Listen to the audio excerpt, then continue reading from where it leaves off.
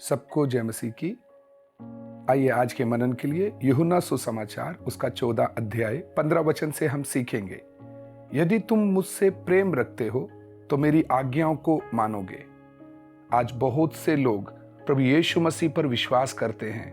उन्होंने प्रभु यीशु मसीह को अपना उद्धारकर्ता कर स्वीकार भी किया है, लेकिन जब उनके सामने वचन के अनुसार खड़े होने का समय आता है वो डर जाते हैं, क्योंकि उन्होंने अपने जीवन में कुछ बातों को अनुभव किया या दूसरों की बातों में देखा होगा कि जब कुछ लोगों ने वचन के अनुसार खड़े होने का फैसला लिया तो लोग उनके खिलाफ हो गए, परिवार उनके खिलाफ हो गए।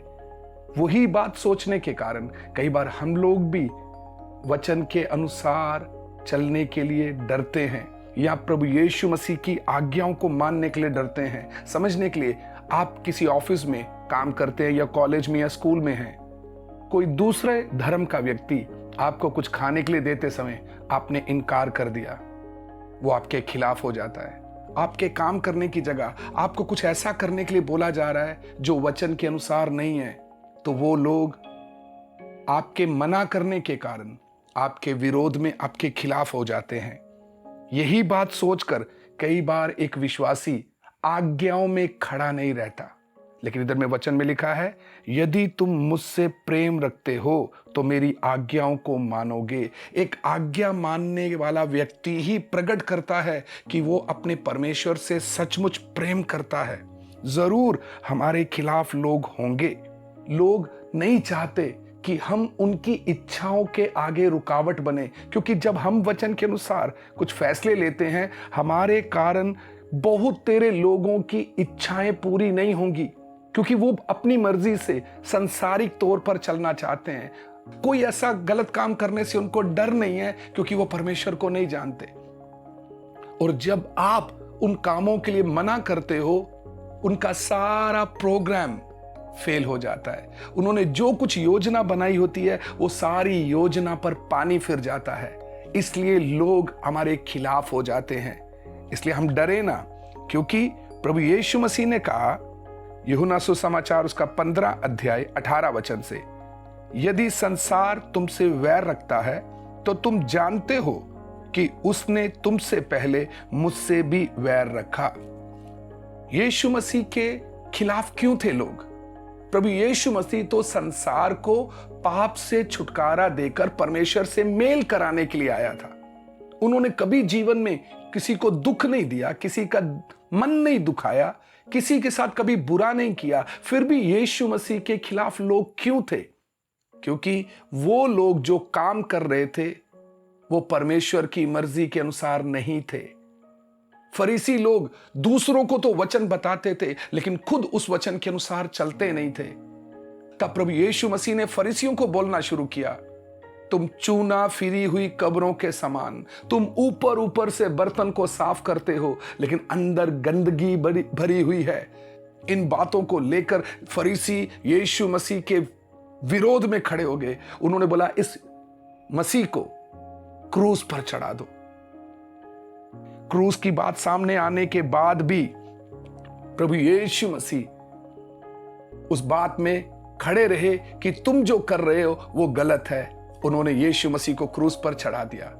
लेकिन क्रूस पर चढ़ने के द्वारा आज सारा संसार उद्धार पा सकता है। सारे संसार के लिए, हर एक अच्छे बुरे इंसान के लिए, अमीर गरीब के लिए उद्धार का मार्ग खुल गया। अगर यीशु मसीह उस समय डरते तो कभी यह मार्ग खुलना नहीं था। इसलिए आप याद रखिएगा, जब आप इस मार्ग में चलोगे, यीशु मसीह से प्रेम करते हुए उसकी आज्ञा मानने के लिए या आज्ञाओं के लिए आप खड़े होते हो, कुछ फैसले लेते हो, आपका परिवार खिलाफ होगा। वो आपके खिलाफ बातें करेगा, शायद आपका मजाक तक उड़ाए। पौलुस कहता है, अब वो वचन भी पढ़िएगा, 1 कुरिन्थियों 4 अध्याय उसका 9 वचन, मेरी समझ में परमेश्वर ने हम प्रेरितों को सबके बाद उन लोगों की नाई ठहराया है जिनकी मृत्यु की आज्ञा हो चुकी हो, क्योंकि हम जगत और स्वर्गदूतों और मनुष्यों के लिए एक तमाशा ठहरे हैं। आप जब वचन के लिए खड़े होते हो या अपने आप को देते हो, जरूर आपको कभी तमाशा बनने का मौका आएगा। लोग आपका मजाक उड़ाएंगे, शायद आपकी इज्जत के ऊपर कीचड़ भी फेंकेंगे, आपके ऊपर बुरे आरोप लगाकर आपको दूसरों के सामने खड़े होने की हालत भी नहीं छोड़ेंगे। फिर भी आप ये सब बातों को सहने के लिए खड़े होते समय परमेश्वर अपना कार्य करेगा। लेकिन अगर हम डर कर पीछे हट जाते हैं, हम सिर्फ अपना ही आत्मिक जीवन बर्बाद नहीं करेंगे, उसके साथ साथ कितने लोगों की बर्बादी का कारण हम बन जाएंगे।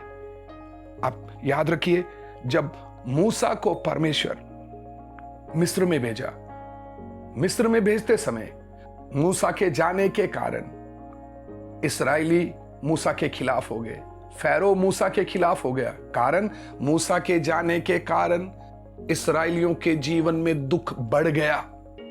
जरूर हमारी आज्ञा मानने के कारण भी, जब हम भी आज्ञा मानने के लिए खड़े होते हैं, जरूर हमारे परिवार को कष्ट उठाना पड़ेगा, क्योंकि हम वो बात को मानने के लिए तैयार नहीं है और हमारे कारण कई बातों में उनको भी तकलीफ होगी, क्योंकि उनकी इच्छा पूरी नहीं हो रही।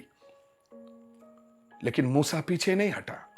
फैरो खिलाफ है, इजरायली खिलाफ है, मूसा फिर भी दलेरी से प्रभु पर भरोसा करते हुए खड़ा रहा, क्योंकि इस्राएल को अगर मिस्र से निकालना है तो मूसा को खड़ा रहना पड़ेगा। शुरू में इस्राएली बात नहीं समझ रहे थे, बाद में मूसा के साथ चलने के लिए उन्होंने फैसला ले लिया। आप याद रखिए, पहली 3 विपत्तियों में इस्राएलियों को भी बहुत कष्ट हुआ। राजा ने भी उनका ईंट बनाने का सामान देने से मना कर दिया, उनकी समस्याएं बढ़ी। लेकिन जब इन्होंने मूसा के साथ खड़े होने का फैसला ले लिया, ये भी उस कष्ट को सामना करने के लिए तैयार हो गए कि एक प्रभु के वचन के लिए खड़ा है तो हम भी उसके साथ खड़े होंगे। मेरे प्यारो, इस्राएलियों को ना केवल मूसा के द्वारा परमेश्वर ने मिस्र से छुटकारा दिया, बल्कि 40 साल जंगल में चलते समय इसी मूसा को इस्तेमाल करते हुए उनके खाने पीने का इंतजाम परमेश्वर करते रहे। उनके रहने का जगह परमेश्वर उनको इंतजाम कर देते रहे। रात के अंधेरे में जंगल के बीच में उनके लिए रोशनी का इंतजाम कर दिया। धूप में चलते समय छाया का इंतजाम कर दिया। और इतना ही नहीं, उनको लेकर चलते चलते एक ऐसे देश में पहुंचा दिया जो दूध और नदियों वाला देश है, अर्थात जो सब चीजों की बहुतायत वाला देश है।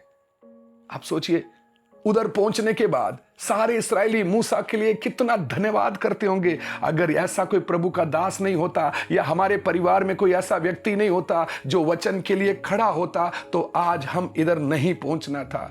मेरे प्यारो, आप भी जब वचन के लिए खड़े होंगे तो अपने पति के लिए उद्धार का कारण बन सकते हैं, अपनी सास के लिए उद्धार का कारण बन सकते हैं, कितने लोगों के लिए उद्धार का कारण बन सकते हैं।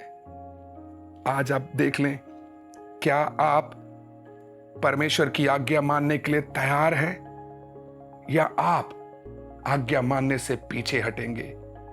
प्रभु आपका इंतजार कर रहा है। आप इसको वचन को मनन करें, आपके द्वारा बहुतों को आशीष मिलेगी। प्रभु आपको आशीष दे।